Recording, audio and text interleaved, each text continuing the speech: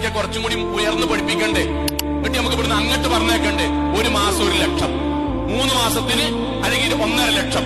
എന്നിട്ട് അദ്ദേഹം അതിങ്ങനെ വീട്ടിൽ വരുമ്പോഴേക്കും രണ്ടാമത്തെ കുട്ടിനെ, ഒന്നാമത്തവനെ പറഞ്ഞയച്ച സ്ഥിതിക്ക് രണ്ടാമത്തേന് പറഞ്ഞേക്കണ്ടേ?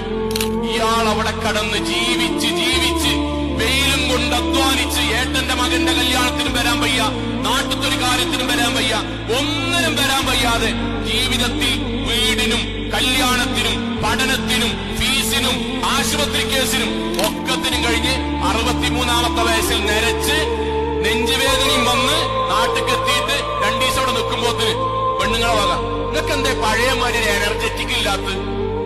നിങ്ങൾക്ക് എന്താ ഇപ്പൊ പെരനോട് അറ്റാച്ച്മെന്റ് ഇല്ലാത്ത?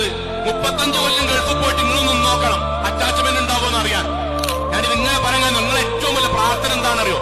പടച്ചോനെ ഇക്കാക്കാനെ ഞാൻ കാരണം